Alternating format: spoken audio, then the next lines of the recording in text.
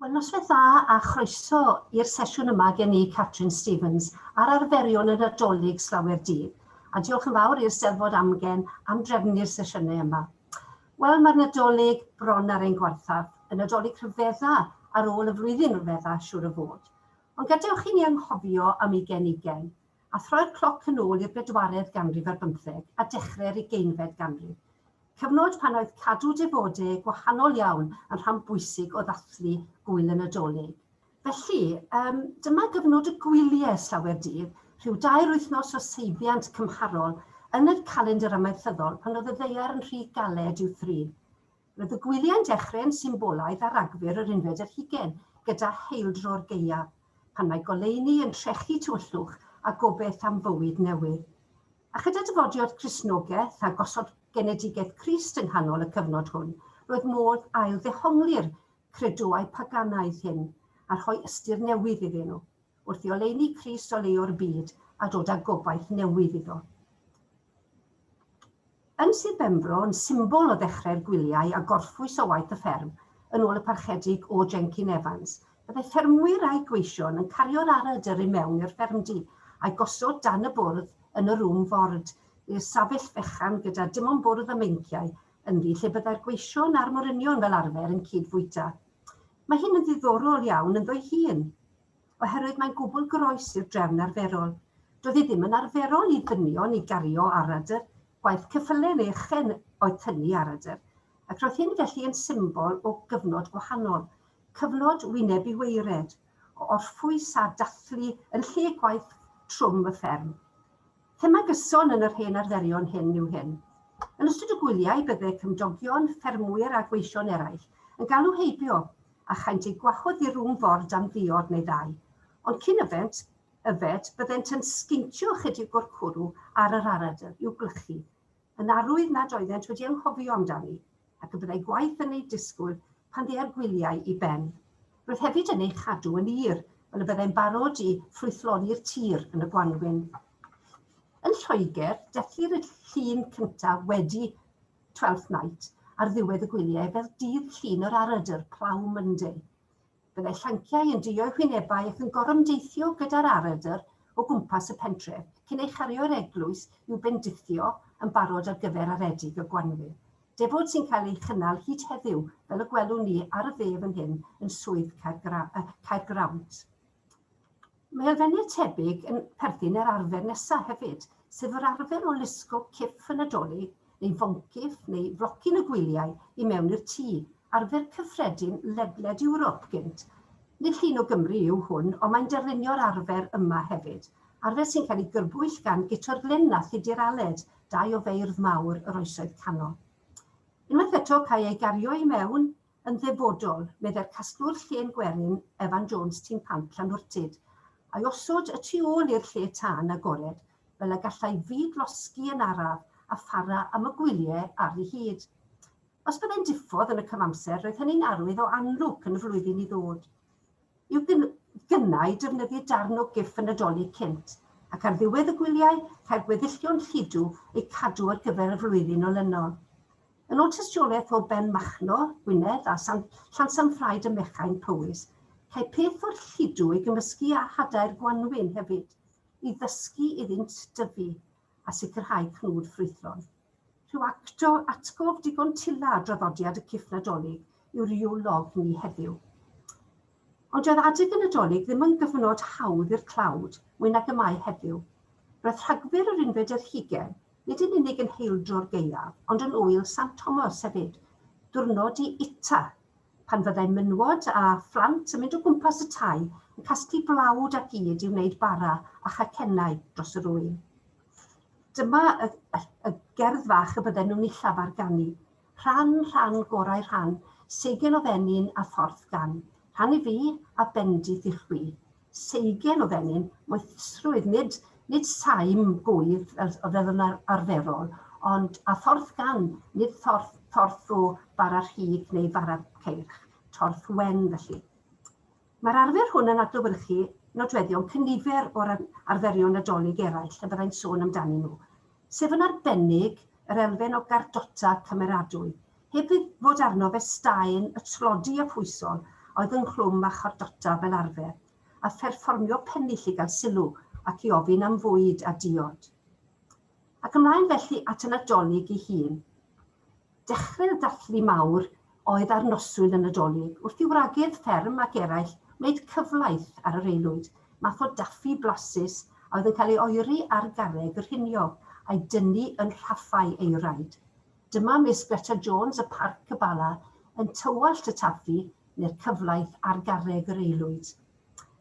Mae Daniel Owen yn ei nofel Gwen Thomas yn disgrifio Twm Nancy, y mawrddrwg hwnnw, yn dwy'n disglaid braf o gyflaith oedd wedi ei roi allan i oeri fel hyn ar garreg yr hiniog a'r noswyl y Nadolig. Y nod yn aml byddai aros ar ddihun drwy noswyl y Nadolig, mwyn cael mynd i'r plygain yn gynnar iawn yn y bore, rhwng 3 a 6 o'r gloch hyd yn oed. Daw gair plygain o pwli cantio, caniad y ceiliog. Roedd y gwasanaeth yn yr eglwys ac weithiau yn y capel neu hyd yn oed mewn ffermdy yn dechrau gyda gwasanaeth byr, ac yna ceid y datganiad mae'r plygain yn awr yn agored, a chaniatad i bartio neu grwpiau gontorion ddod yn ei blaenau i ganu un o garolau traddodiadol yn Nadolig. Mae'r hen garolau hyn yn llai siwgwraidd na'r rhai sy'n boblogaidd yn awr, sy'n sôn am dinsel, a thwrci, na Sion Corn ynddyn nhw. Maen nhw'n bregethau ar gân fel y dywed yr ysgolhaig Dr. Rhiannon Evans. Roedd y canu yn anffurfiol ac yn ddigyfeiliant, a'r partion o ddynion yn unig yn draddodiadol, yn darllen o lyfrau pwrpasol. Rhai ohonynt nhw'n perthyn i deuluodd neilltuol. Ceir cymysgedd o alawon gwerin Cymreig, fel yr un ar y chwith difyrwch wir Harlech, a rhai Saesnig fel Sweet Richard. Ond arfer unigryw Gymreig oedd ac yw cynnal y plygain. Ar un adeg roedd y plygain y gyffredin ledled Cymru, ond Sir Drefaldwyn gadwodd y traddodiad yn hyfyw tan yr 20fed ganrif, ac mae wedi atgyfodi'n llwyddiannus mewn sawl man arall yng Nghymru bellach. Nid yw'r Nadolig yr un i mi heb i mi glywed parti fron heilog ar y ddef yn hyn yn canu ar gyfer heddiw'r bore, yn ei dull unigryw, a bydd sesiwn Arfon Gwilym ar blygeiniau coll yn y Eisteddfod amgen hon yn gyfle i glywed arbenigwr yn ymelaethu ar yr arfer unigryw hwn. Wedi mynychu'r plygen, byddai gweddill y diwrnod i'r dynion beth bynnag yn ddiwrnod o hwyl a hela. Hela'r cadno i'r mwy cefnog, a'i dilynwyr ond hela'r wywer i Werin Morgannwg, yn ôl tystiolaeth Glanffrwd o blwyf Llanwyno, ganol y 4edd ganrif ar 15. Disgrifiad Glanffrwd y cwmni o helwyr a'i cwn yn gweiddi a thaflu cerrig i fyny at y wywer, a hithau'n neidio o frigyn i frigyn, o dderwen i dderwen, nes iddi lamu, llithro a syrthio ben Dramwnnwgl i geg agored un o'r cwn. Syrthiodd meddai i fol yr hen gi fel maen i lyn. Roedd chwarae pêl-droed yn boblogaidd hefyd, ond nid y gemau trefnus y gwyddon ni amdanyn nhw heddiw, ond sgarmesau gweidlyd yn fynych rhwng plwyf a plwyf, fel yn yr ymryson cysadleuol blynyddol rhwng plwyfi Llandysul a Llanwennog, gyda unrhyw nifer yn cael cymryd rhan, a llawer o gwympo mas a rhegi a throedio ei gilydd a'r merched yn sgrechian i cefnogaeth. Efallai mae mwyn gwrthweithio arferion gomheiso'r fath y tyfod poblogrwydd cynnal eisteddfodau ar ddydd Nadolig neu ar ddydd Calan. Roedd cynsel cryf iawn i hwn wrth gwrs, gael mae ar ddydd Nadolig 1176 y cynhaliodd yr arglwydd Rhys, y wledd neu'r eisteddfod gyntaf erioed yng Nghastell Aberteifi. Telynor o Lys Rhys enillodd y gadair am gerddoriaeth a bardd o Wynedd y gadair am farddoniaeth, gan gadw'r addysgol cystadleuol yn wastad. Erbyn trothwy'r 20fed ganrif, y capeli anffurfiol oedd yn ei trefnu gan amlaf. Geisio gwrthweithio gor-rialtwch a gor-ddiota yr wyl. Mae'r capeli'n llawn a mawr oedd y cystadlu am y pyrsau bach ar ychydig geiniogau o wobr. Rwy'n cofio fel llysma yn disgrifio sut roedd hi'n cael ei gorfodi i gystadlu ar yr unawd piano yn eisteddfod capel Penmount Pwllheli yn yr 20au, a bod hynny yn difetha diwrnod Nadolig yn llwyr iddi. Doedd dim blas o gwbl ar y cinio na'r te Nadolig, meddai. Ymlaen felly at dydd gwyl San Steffan a Ragfyr y 60au. Ar arfer rhyfedd a oedd yn gysylltiedig â hyn ne penfro a phenryn gwyr, sef homing neu holly beating, a dwi ddim yn gwybod am unrhyw air Cymraeg am hyn, ond roedd yn arfer rhyfedd iawn, oherwydd mi roedden nhw'n curo breichiau a choesau noeth morwynion y fro a chelyn nes ei bod yn gweidi. Cisiodd rhai egluro'r arfer trwy gyfeirio at Ferthyrdod Steffan a'i lybyddio i farwolau. A dywed eraill mae rhyw amrywiad ydy o'r arfer o weidi ceffylau yr adeg hyn o'r flwyddyn, gan gredu bod hynny yn echisol iddyn nhw. Ond mae'n anodd iawn cymwyso hyn i guro merched yn y fath fodd. Oes unrhyw gyswllt â defod ffrwythlonedd tybed? Mae'n un o'r arferion rhyfedd hynny nad oes eglur had iddo, a mae'n dda o beth i fod e wedi diflannu. Arfer arall sy'n anodd ei ddyrnad ar wyl San Steffan oedd y ddefod o hela driw bach. Ac yna mi fyddai'n hynny mynd ymlaen hefyd tan nos ystwyth yn aml iawn. Mae sawl disgrifiad gwahanol o'r arfer hwn. Yn rhai cael driw ei ddal a'i glymu ar bolyn yw orymdeithio o gwmpas ffermydd ac aneddau'r fro. Weithiau cael driw ei ladd, weithiau cedwid ef yn fyw.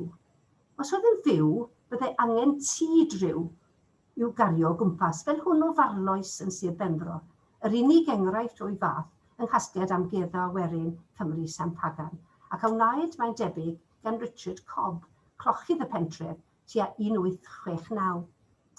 Bocs pren syml ydy wedi ei ddyrno a darnau o racs yn Rhibannau.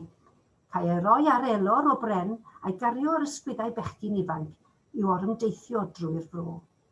Dyma un fersiwn o'r gan a genid wrth orymdeithio. Driw bach ydy'r gŵr, amdano mae stŵr, mae cwest arno fe nos heno ym mhob lle. Ond mae'n anodd iawn dehongli'r arfer yma. Pam y driw o bob aderyn tybed? Doedd hi ddim yn orches fawr i'w hela i ladd wedi'r cyfan. Cofier ei bod hi'n tabw i niweidio driw weddill y flwyddyn, fel y dywed yr hen bennill, y sawl adoro nyth y driw, ni chaiff weled wyneb diw. Awgryma Edward Llwyd yr hynafieithydd o'r ail ganrif ar 15, mae defod ffrwythlonedd oedd hon, a bod y driw yn cael ei gario oddi wrth lanc ifanc at ei gariad. Ac mae T. Llew Jones mewn erthygl am yr arfer yn tynnu sylw at y ffaith mae'r driw o bob aderyn sy'n magu'r nythaid fwyaf o gywion, hyd at 40 ohonynt, ac felly'n deilwng yn cael ei ystyried yn symbol o ffrwythlonedd. Mae ail bennill y Rhugl yn atseinio hynny. Fe ddaliwyd y gwalch oedd neithiwr yn falch mewn stafell wen deg a'i 3 brawd ar 10. Ond mae sawl eglurhad arall hefyd. Cyfeirio un dehongliad at un o chwedlau Esop, a sut yr enillodd y driw bach statws brenin yr adar mewn cystadleuaeth i ddarganfod y brenin rhwng yr adar. Dringodd y driw ar gefn eryr, a llwyddodd i hedfan yn uwch na'r un aderyn arall, trwy dwyll o'r fath, felly y llwyddodd i ennill statws brenin yr adar. Yn wir yn Lladin, y gair am ddriw yw regulus, rwatwele yn Ffrangeg, ac felly ymlaen mewn sawl iaith arall. Mae'r penillion a gai hadrodd wrth orymdeithio yn Aber Afan yn cyd-daro â hynny. The wren, the king of the birds, on St. Stephen's Day is caught in the furs. Neu'r un cyfarwydd o farloes yn dweud yn gyffeli, Our king is well dressed in silks of the best, and ribbons so rare, no king can compare. Roedd hela a lladd ddriw brenin yr adar yn troi'r byd wyneb i weired. Mae rhai yn gweld cysylltiad hefyd ar hyn arfer perganaidd o aberthu a datgymalu pennaeth y llwyth, i sicrhau llewyrch ac iechyd da i'r llwyth. Mae awgrym cryf mae tynged o'r fath o ddeddor driw yn yr hen gan werin a droddwyd gan was fferm yn adal Llanrhed ar y Mochnant, ac sy'n sôn am hela a gorymdeithio'r trian. Ddoed i'r coed meddai dibyn wrth dobyn, ddoed i'r coed meddai rhisiat wrth dobyn, a ddoed i'r coed meddai Sion Penestryd, a ddoed i'r coed meddai'r cwbl i gyd. Beth wnawn ni yno meddai dibyn wrth dobyn, hela'r driw bach meddai rhisiat wrth robyn, ac yn y blaen, ac yna mae'n y bennill arall gwahanol iawn ar y diwedd, yn sôn am ddatgymalu y driw. hegal neu coesyn i dibyn a hegal i dobyn, aden i Richard ac aden i Robin. Hanner y pen i Siôn pen y stryd, a'r hanner arall i'r cwbl i gyd. Ond roedd modd cymhwyso hyn i gredwau crefyddol hefyd, Cristnogol hyd yn oed. Trodd dyfodiad Crist i'r byd yn baban, yn lle'n frenin llawn rhwysg, a chael ei aeddoli fel y brenin gan y frenhinoedd, y byd wyneb i weired. Ond y diwedd, wrth gwrs, mi gafodd yntau i aberthu a'i ladd. Mae eglurhad arall yn ceisio darganfod y cyswllt rhwng yr arfer a gwyl Sant Steffan, oherwydd yn ôl un chwedl, y driw fradychodd y sant trwy siffrwd yn y llwyn lle roedd yn cuddio ag erludwyr. Mae'n heiddi ei gosbi a'i ladd felly. Nid arfer unigryw i Gymru yw hwn fodd bynnag. Roedd e ac mae e yn gyfarwydd yn yr Eilog Man, a fersiwn fanaweg o'r pennill uchod yn cael ei canu. Ac yn Iwerddon mae'r Wren Boys hyd heddiw yn gwisgo mewn gwellt ac yn cadw'r traddodiad a ganu ac ymddwyn yn afriolus yn fyw ar ŵyl Sant Steffan. Mae hanesion tebyg wedyn o wledydd Llychlyn, Ffrainc a Sbaen hefyd. Pob un a'i ddehongiad ei hun o daliad yr arfer rhyfedd hwn. Wrth o'r ymdeithio o gwmpas y ffermydd a'r tai, disgwyliau'r helwyr gael cynnig bwyd a diod. Arfer cysylltiedig â hyn oedd gwaseila, sef cario ffiel gwasel o di i di a dymuno iechyd da a blwyddyn ffrwythlon i'r trigolion.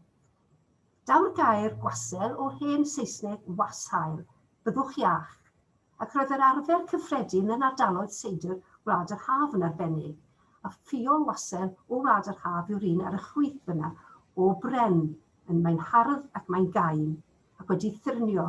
Ond ar y dde, mae ffiol wasel addurniedig Gymreig, a hardd o ddechrau'r 4eg ganrif 15, o Grochendi Ewenu ym Mrwm o'r Ganw, ac mae bellach yng nghasgliad amgueddol werin San Pagan. Cwrw neu seidr twym wedi speisio a cinnamon, clofau, nutmeg a sinsir oedd y wasel gan amlaf, a chai geni o geg i geg trwy droi'r dilenni o gwmpas y ffiol ar y gwaelod fyna. Roedd hon yn bendant yn ddefod i gael mynediad i dŷ, ac mae'r gyfres o benillion y gasglwyd gan Hugh Hughes yn yr Hanafion Cymreig yn 1823-24 yn enghraifft wych o'r pwnco i gael mynediad oedd yn rhan anatod o'r arfer hwn. Dyma'r goseilwyr yn dechrau, gyfeillion mwynio'n tawel sydd dan yr adael wych. Dyffrwch, gwrandewch yn dirion ar sain penillion gwych. Ger bron y ddŵr gan gywrau'n gŵr, nôl i'ch wi agor draw, cewch gyda ni newyddion pereiddlon maes o law. Gŵr y tŷ yn ateb, a tolwg, pwy sydd yna ar amser hyn o'r nos, a drysau wedi bario a'i bolltio fyny'n glos. A minnau'n fy ngwely, chwi helswch arna faeth. Tia fflir i chwi'n trafelu y glân gwmpeini ffrai. Ac wedi maen nhw'n pwnco neu cyfnewid llawer o benillion, ac ateb olaf gŵr y tŷ. Mae yma i chwi ddewis o ferched hoenus iach, a tydd fesesau tirion tawel a breiniol uchelach. Cwch gofleidio a chisanu nes bo ar frig y dydd, a mynd i'r gwely a hi os am bodloni fydd. Does fawr o ddefod amheuaeth mae defod ffrwythlonedd, baganaidd ei naws ac efarnu allw o ddylanwad crefyddol oedd hon. A does ryfedd o'r bechgyn ifanc mor frwd o'i fflaid. Yn enwedig os cofiwn ni na fyddai croeso o gwbl na chaniatad o gorydd o'r fath, fel arfer i barau ifanc gari ar y gwely fel hyn, gyda chymrydwiaeth meistr a meistres y tŷ. Enghraifft arall felly o'r byd wyneb i weired. Roedd bri arbennig i nos galan fel y gellu disgwyl, gan mai dyma drothwyr flwyddyn newydd a'i gobeithio'n am fywyd gwell.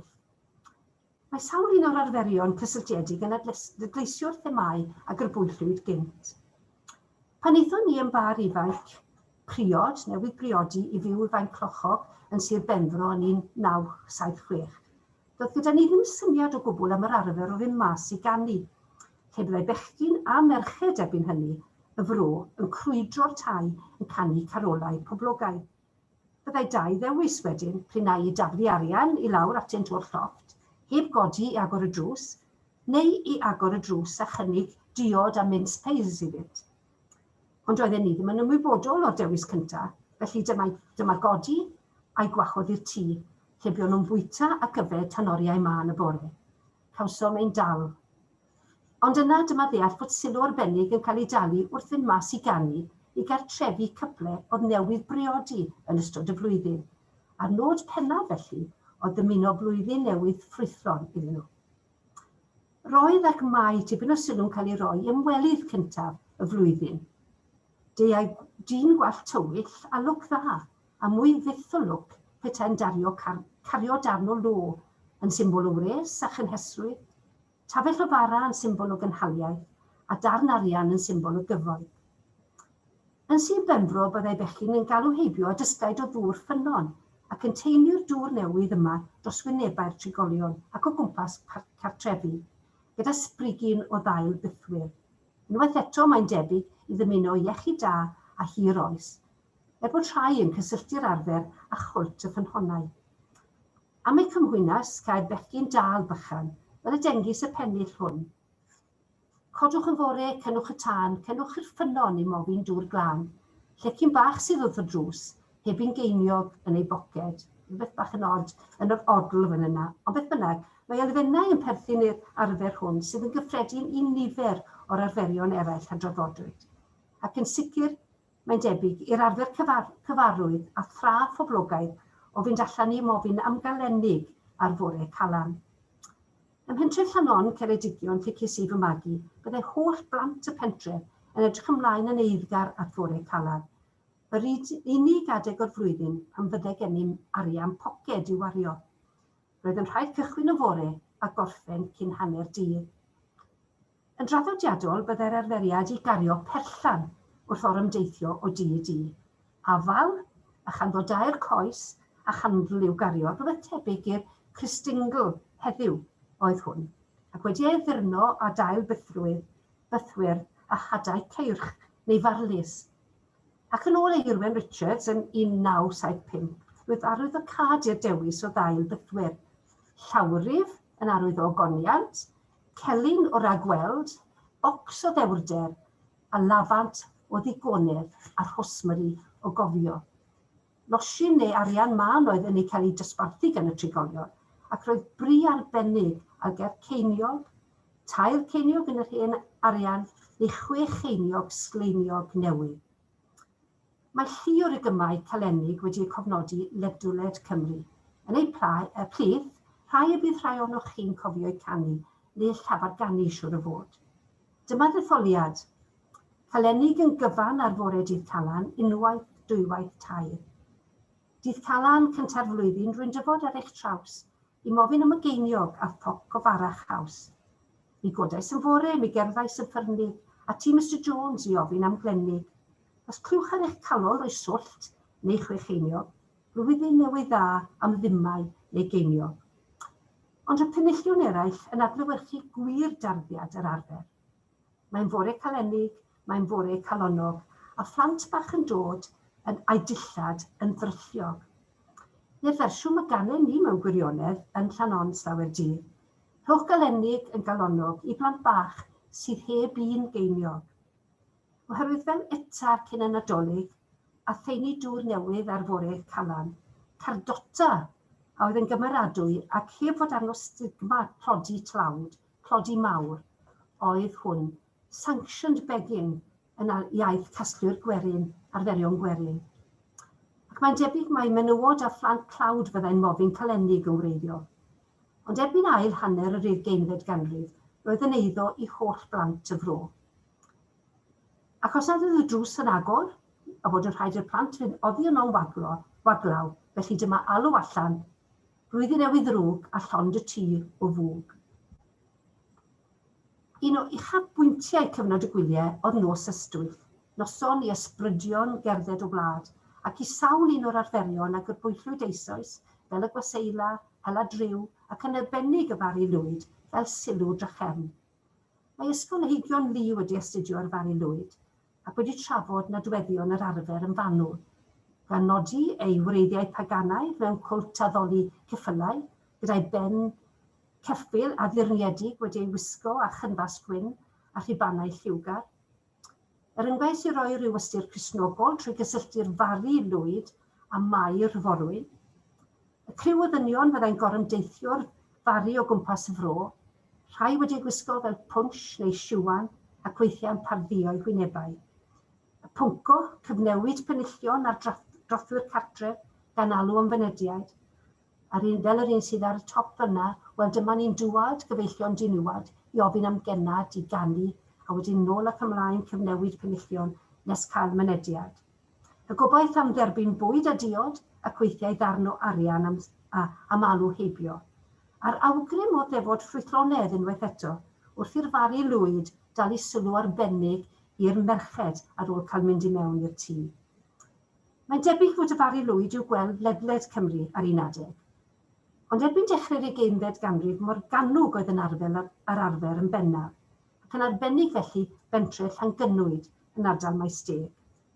Cipiodd yr arfer hwn ddychymyg nifer o Gymru yn ail hanner yr 19fed ganrif, ac mae sawl mari bellach yn tramwyo'r wlad ar nosweithiau'r gwyliau ac yn ychwanegu at hwyl a rhiantwch yn Nadolig. Mae'r nodweddion hyn teithio'r wlad i ganu a ffwnco a rhannu lletygarwch a chroeso ar aelwyd wedi ei gwaharddau ni yn Nadolig hwn. Ond gobeithio bod y cipolwg hwn a rai o hen arferion yn Nadolig llawer dydd yng Nghymru wedi codi eich colonnau. Cofiwn y bydd y dydd yn ymestyn cam ceiliog rhwng Rhagfyr yr 19 a dydd Nadolig, a chylchdro'r flwyddyn yn ail dechrau eto. Y flwyddyn yn deffro, ac mae'r gwanwyn ar ei ffordd. Mwynhewch y gwyliau, Nadolig llawen a blwyddyn newydd dda.